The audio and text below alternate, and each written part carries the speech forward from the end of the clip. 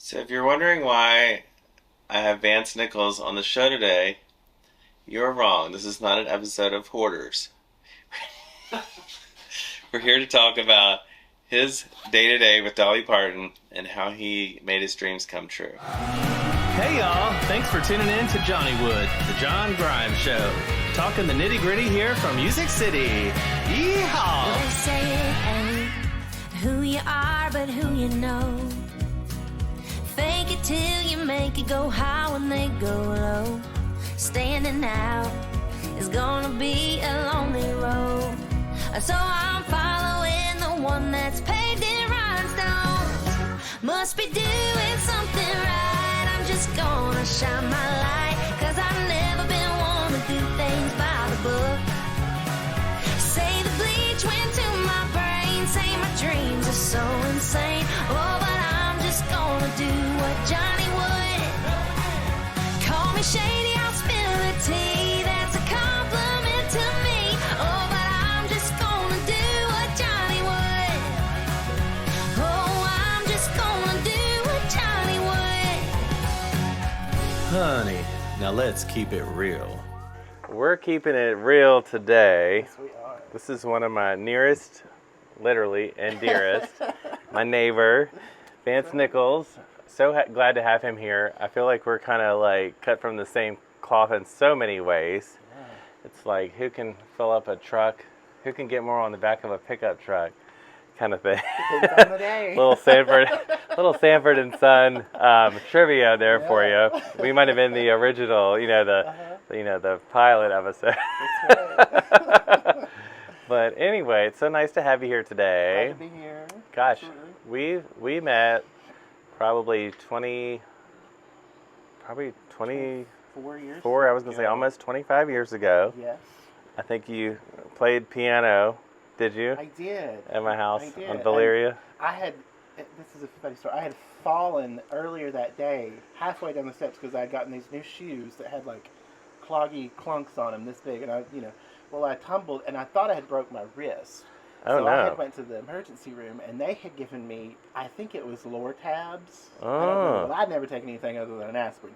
So mistakenly, I took one right before I got to your house for the dinner we were having, and I think I almost fell into whatever the second course was, because it like knocked me out. Wow, so you don't I really made a really remember. good You impression, don't really like, remember if nervous you were and- there or yeah. not. That's I do remember playing your piano, and I remember your Aw. house just being Aw. adorable. I love that house. It was a great house. Yeah, I miss the house. I wish I could have just picked it up and moved it. But now the location would be even more incredible today. You know Yeah. what I mean? Yeah.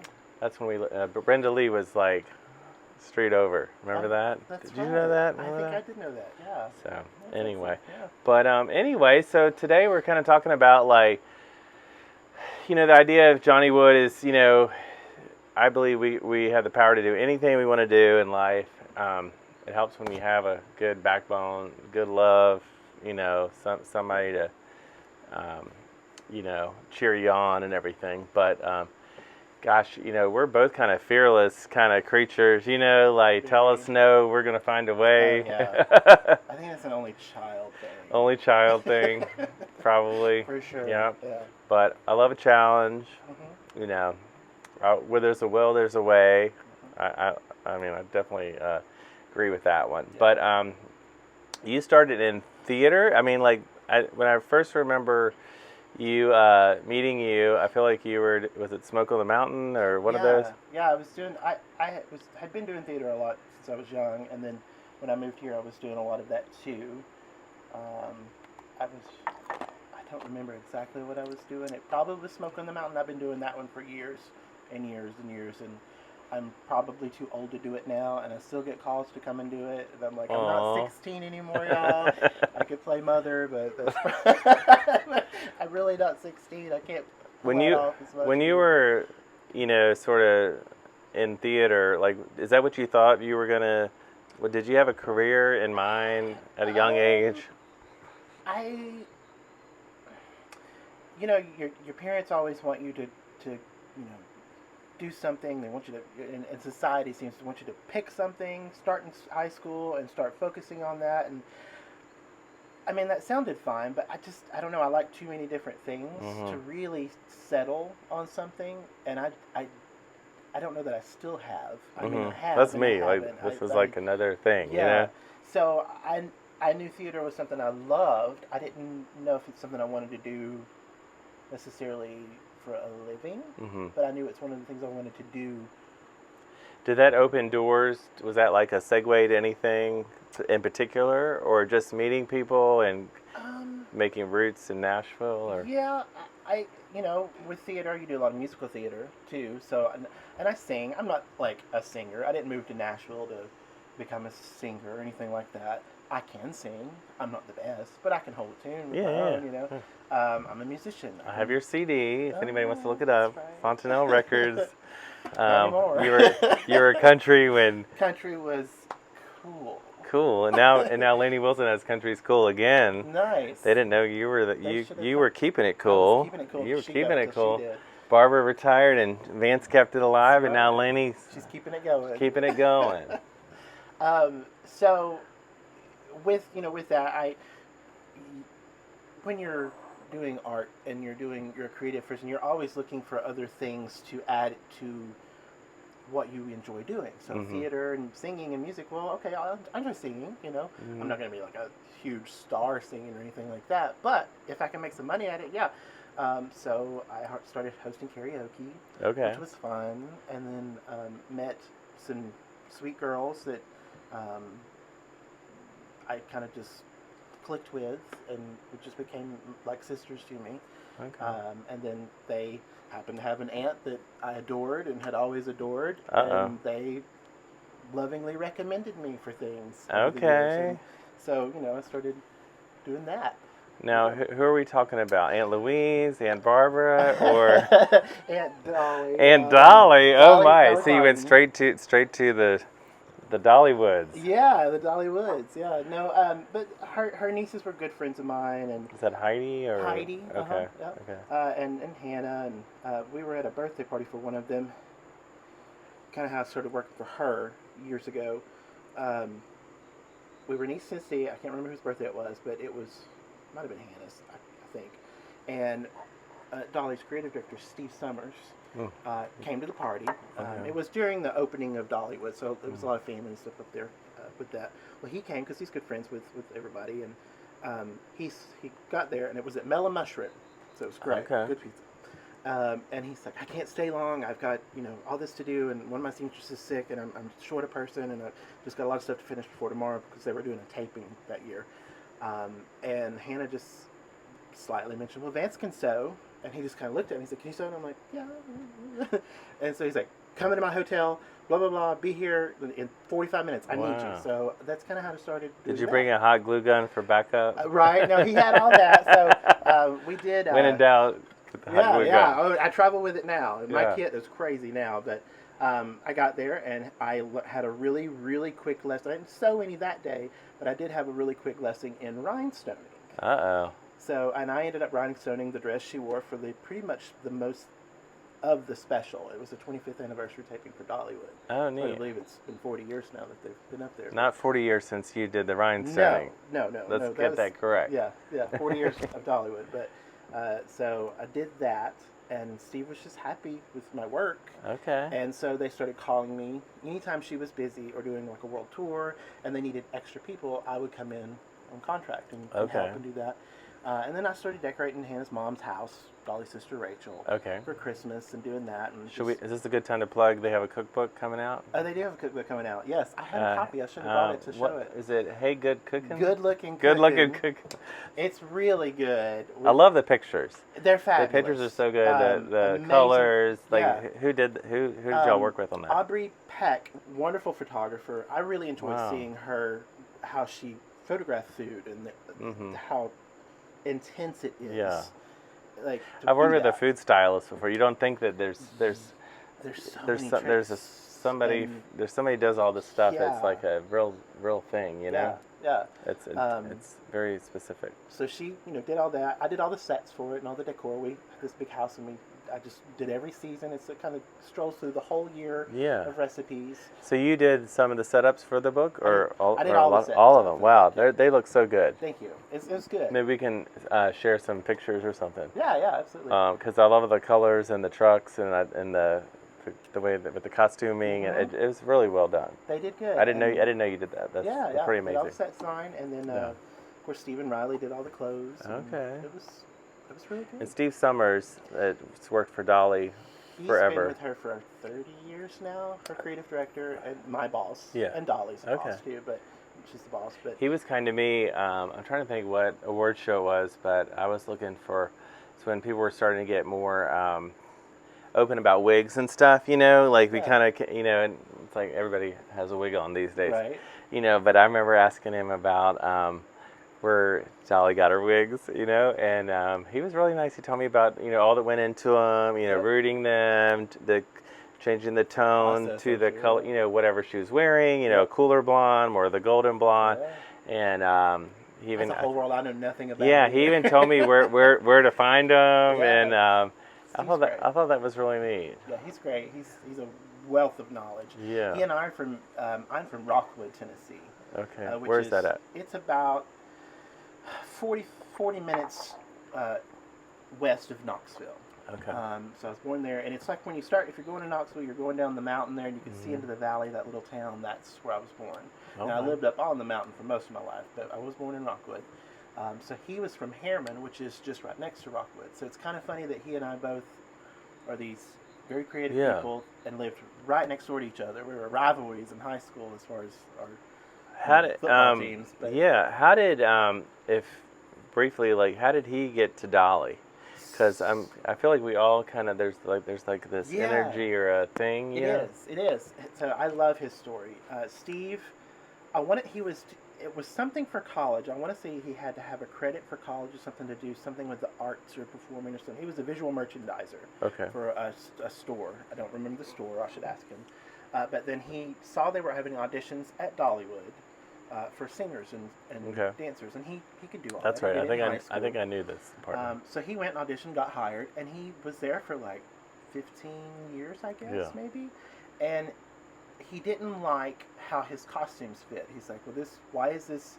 I think he was saying, like, one of his costumes, like, why do I have to unbutton this? It's a quick change. Why not put snaps, or why not Velcro? Why I don't need to unbutton this. I don't need to do this. This isn't fit right. I'm like, well, if you think you can do better, go for it. And he did. He did. And so he started doing costumes for all the shows.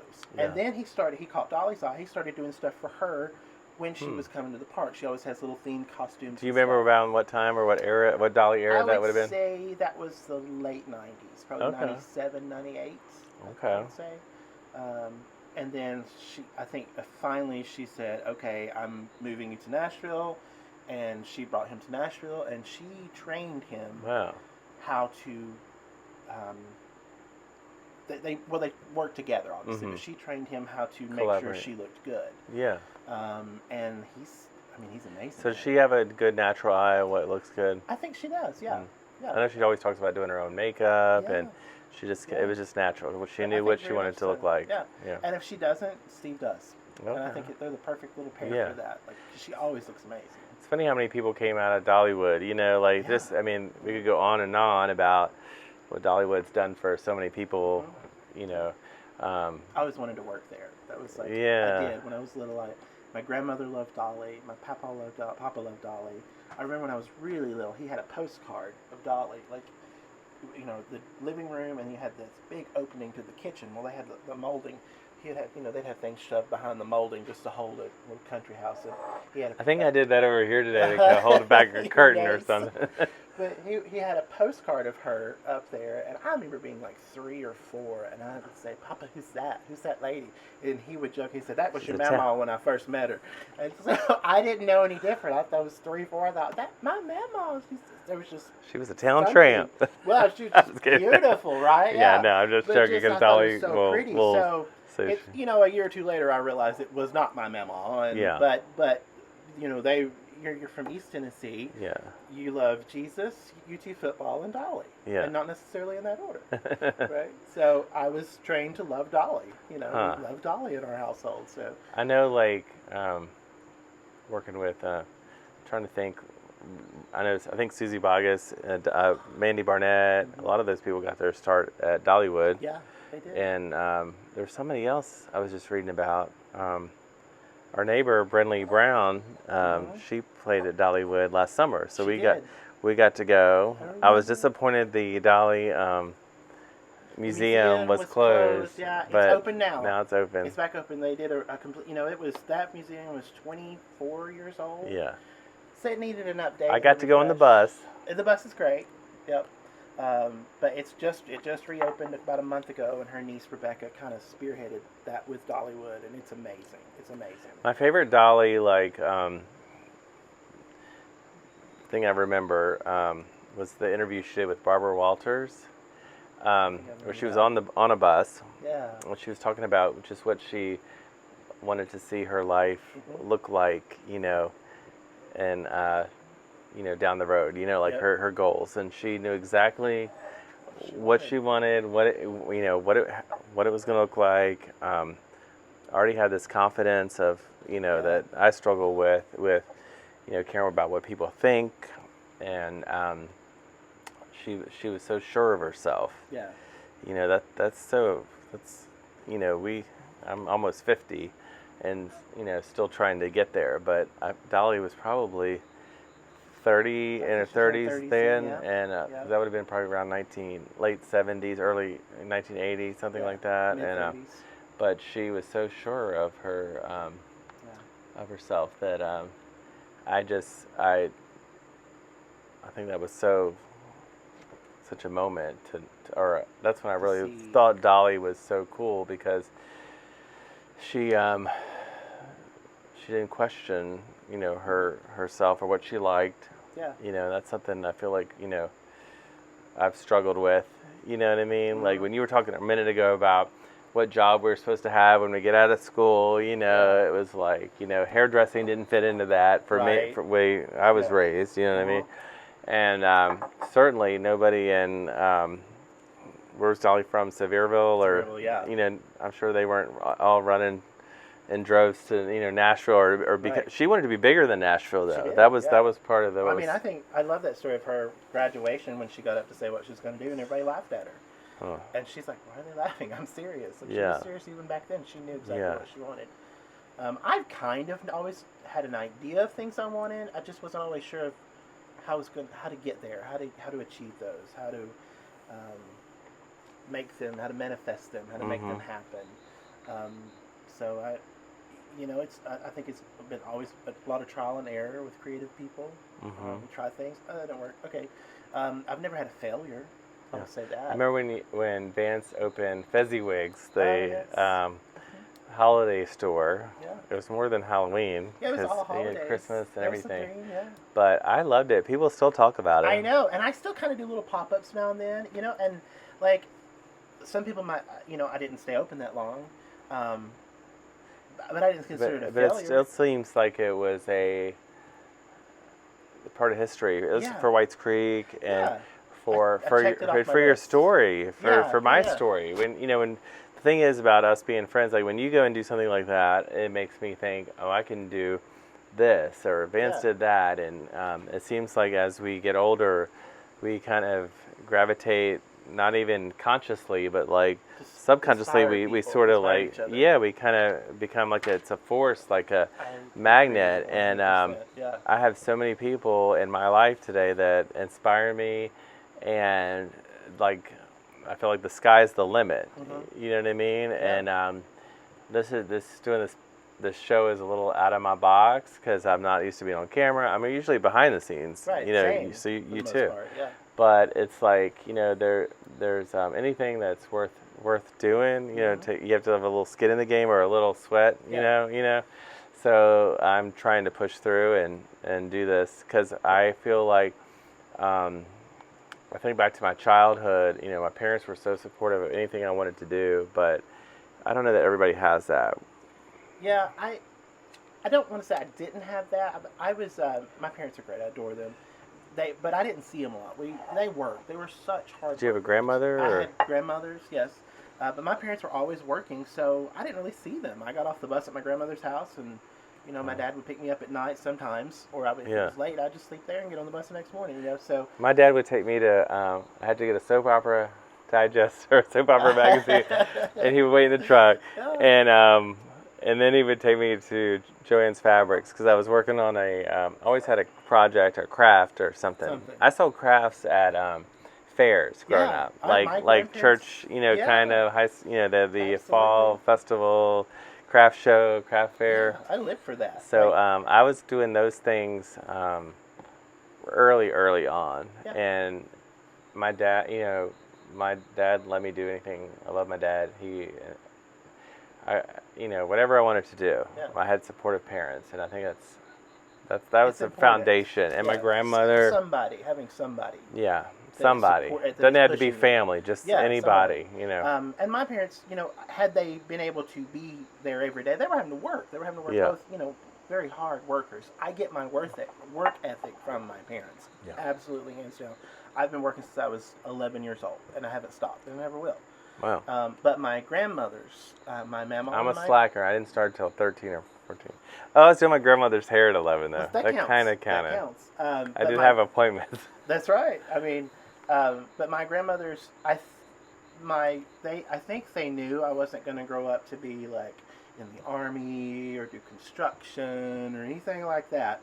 So they trained me in how to make a home, honestly.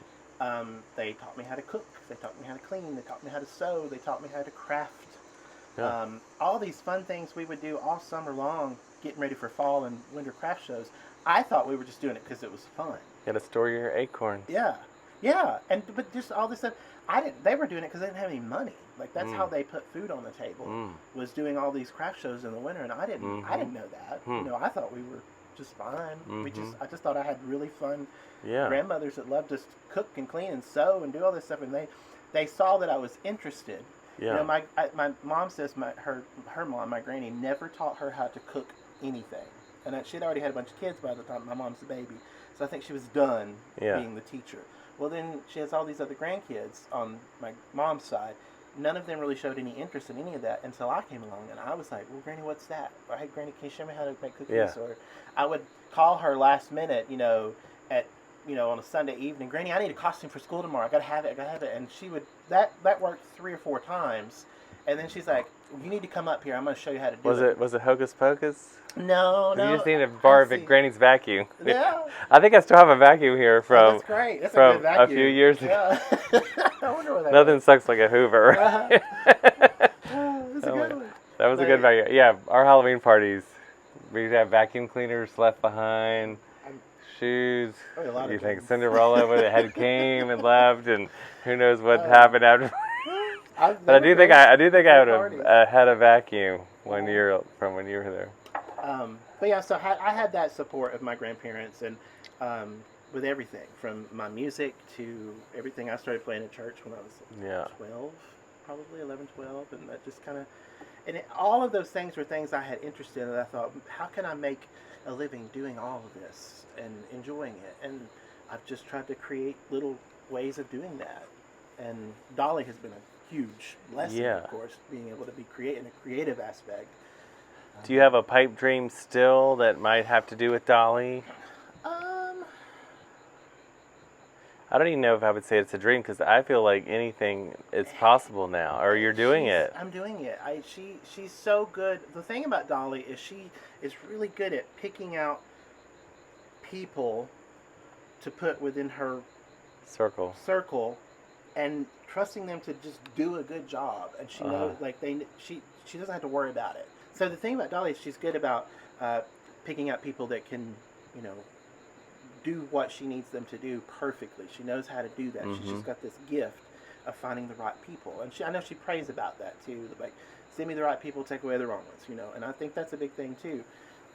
But so with her, she allows me to be creative and allows me to, and Steve as well. Yeah. Like, they kind of give me an idea of what they're needing, and then I make it happen. I do all her set design for Yeah. when you see her on camera and TVs. And I remember during COVID, you did the RuPaul's Drag Race. Yes, that was fun. I remember I gotta ask, how many wigs did she have on? Because that was some hair.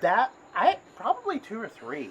I mean, it was big. Did Steve, or who worked on it? Cheryl, okay. Like 30 that was hair years. for the gods. It was big. It was a lot of hair. She walked in, and we were all just dying. Like, she was laughing at herself, too. But Yeah. all like, that was probably fun to be a caricature of Dolly herself. Parton. Yeah, You know what I mean? Cause it was so great. It's like on steroids. We did that.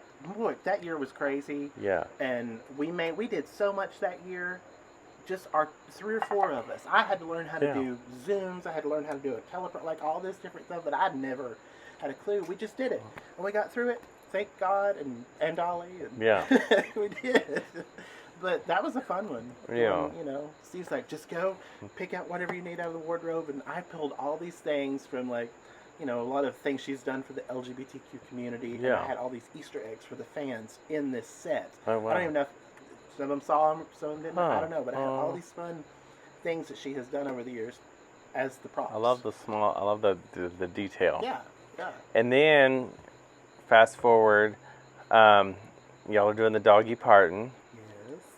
So I called you one night. I said, we're cat people over here. You know where I'm going with this. Right? I was like, we're cat people over here. Like, we're waiting on some pussy part. I don't know if that'd be it'd probably sell. I don't know if that'd be the right line, but maybe. I feel like Dolly might be thinking the same thing, but we got to recall it something else. Yeah, evangelicals probably wouldn't buy that, but yeah. But I do. Hello, think Kitty. she Hello, has, hello, Kitty. Hello, Yeah, Dolly. We could come up with I something. do think she's mentioned there'll probably be some cat products eventually. That'd be cute. Cats don't usually like to wear They don't stuff. like that stuff. Just get a bunch of cat. But I had fake nails on my cats before. Really? Yeah, like so they don't claw furniture. So That's I could see funny. some Dolly nails. Some like, you know what I mean? Oh my gosh, goodness. So you mentioned earlier, one of your early jobs with Jewel, because I worked with Jewel too during Nashville Star. So I was. And you were figuring out art direction. Yeah, I was at Fontanelle, which was of course our buddy Barbara Mandrell's. So I grew up probably thinking of Barbara Mandrell the way Vance thinks of Dolly Parton. We loved her. We were assigned one. Yeah, queen I mean, that we had to Barbara's worship, right? hair was always perfect. It wasn't a wig; it was a real thing. Earl Cox was responsible. I'd like to have him on the show at some point. Yes. But like the glamour. I mean, something had to sort of inspire us to. It was the glamour for me. It was the glam. It was the hair, the clothes, Yeah. and we were both.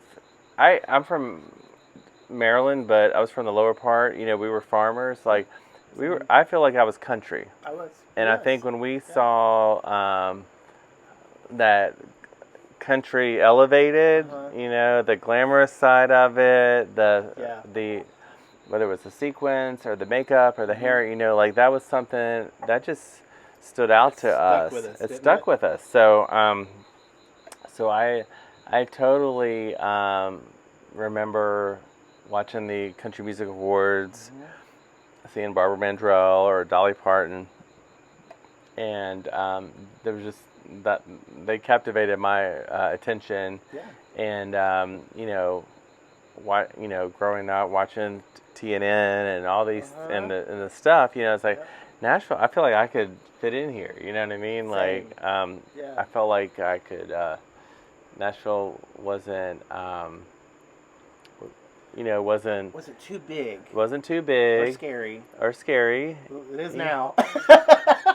But I remember then it thinking, wasn't. oh, I can, I can do Nashville. You know what I mean? Like New York, LA, that would have felt not like me because Same. I love my background, my backstory of, grandparents that farmed and being self-sufficient, hard work, do your neighbor right, that kind of thing, Yeah. But Nashville felt like that it fit. Yeah. But thanks to our country queens Yeah. for leading the way.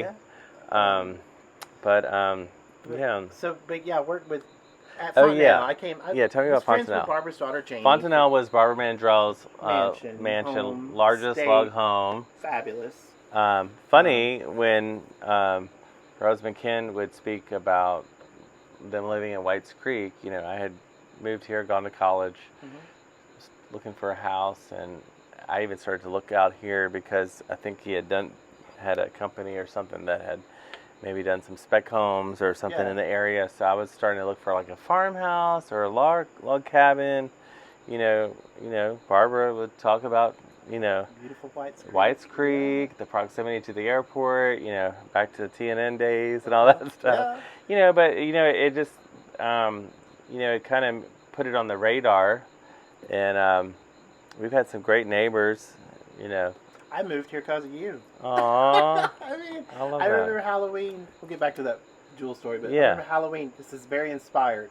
So it was a Halloween party, and my husband Scott was sick, so he wasn't able to come to it. And we lived right over here behind Fontanelle, where I was working. Okay. And Kathy Jean, our good friend Kathy, she came with us to this party. And I was driving, and it was Halloween night, and we're driving past where I live now. There was one of the orange street lights up there, and leaves just whooshed across the road in front of the car. And it was just like eerie and creepy and beautiful at the same time. And I just happened to look up, and I saw this horribly haunted looking house on the hill, and I thought, I'm gonna live there. That's beautiful. I could see it. And then of course I asked you and Chris, I said, hey, if you ever see anybody, let me know about that house. And I don't know, maybe a week later you text me and said, oh, we got your stamp for the guy, they're gonna rent it. And so we ended up renting it for a couple years and then fixed it up. I remember and then that. we I bought remember it. that. So it's like I was so tickled to get to live by you. Aww. That was I do fun. feel like I was sort of like a little bit of a not a trendsetter, but like pioneer. Yes. Pioneer. Yes. Calamity Jane. Yes. For Whites Creek. Yeah. You know what I mean? Yeah. Because Terry came, and right. Kane Brown came, And then Terry Clark, yeah. Vance Nichols, Yeah. John Grimes. Yeah. Don't forget. No, I'm just kidding. But no, I fell in love with Whites Creek when I came back from LA, because I lived in West Hollywood that I loved, but you don't have land or privacy, or the idea of like having a barbecue or a party. Yeah, You know what I mean? Like I was in like a studio apartment. Yeah. Otherwise, I actually loved West Hollywood, California living, but I'd had a taste of Nashville and what you could have here. 20 years ago. Yeah, we were lucky we got in when we did. Right, but this just spoke to my roots, and I've just followed that and stuck with it, and I love it out here. I'm so glad you're a neighbor. And Jewel will have to wait for us to talk about her another time. Yeah, it's good. Jewel and I, had a interesting relationship. That might be another show. Fun. Yeah. But anyway, she's good people. We just we're all finding ourselves, when we're young and stuff like that. I think we're all still finding ourselves. We're still finding ourselves. And I love that. I love discovering new things about me and things I don't think I can do that I can do. And having a cheerleader is always, I got that in my husband now. I was just thinking of Scott. You've got a cheerleader. Yeah. And I cheer him. He's came out of his shell up the ladder. 2 more steps. Come on, you can do it. That bulb's not right. Fix that bulb. He hates hanging Christmas lights, but he does it because he knows how. Oh my gosh! I don't know if I would let Chris do Christmas lights. Yeah. Oh, I do want some this year. Well, maybe we can continue this towards the holidays. Oh yeah. Because I'd love for people to see some of you have some of the neatest holiday It feels like a museum, the things you have. Well, that's all my grandmother. Right. They made those memories for me, and that's my way of keeping them alive in my mind. I can't remember. I don't know if your grandparents, your mother. I can't remember. You probably have videos of your mom. I don't have videos of my grandparents. I can't remember what my grandmother's voice sounds like, and it pains me not being able to remember that. So, but my way of remembering is doing all this decorating, doing these holidays, pulling out their things that remind me of them, keeping that because they loved it, and So that's why I love doing that. So yes, Aw. let's do that again. Yeah, I love the holidays. If there's one takeaway or something you could give the listeners, like like if you have a dream or if you're in a small town or you don't fit in or whatever, like something that carried you to where you are today, what would you tell these people? So small town, find your people. Find, family isn't necessarily always blood. It is blood, but there's also chosen family. I think that is the biggest thing you can do for yourself, is to find your chosen family. Now, you might have a great family. Yeah. But they might not always see things the way you see them. And that's okay. We talked about that earlier. Mm-hmm. It's okay to disagree. It's okay Yeah. to be kind about it. Mm-hmm. But there are people that will agree with you out there. Find you a good, tight family of that. That also goes into support. They're going to support you. They're going to help push you down that road towards your dreams. And Yeah. I've been lucky to find that over and over again with you, with Scott, Oh, thank with many of my other friends that have also been teachers along the way, Mm-hmm. teaching me how to do this stuff. I didn't just... we have natural gifts. God has Mhm. blessed us with that, for sure. Mhm. But he only gives us so much because he expects us to hone them and make them better and do Mhm. more for ourselves. So I think that's important. Find your chosen family that will support you and push you towards your goals and dreams. I think that's perfect. Perfect ending for Yeah. tonight. You're my chosen family. Absolutely. If I need a cup of sugar or anything. That's right.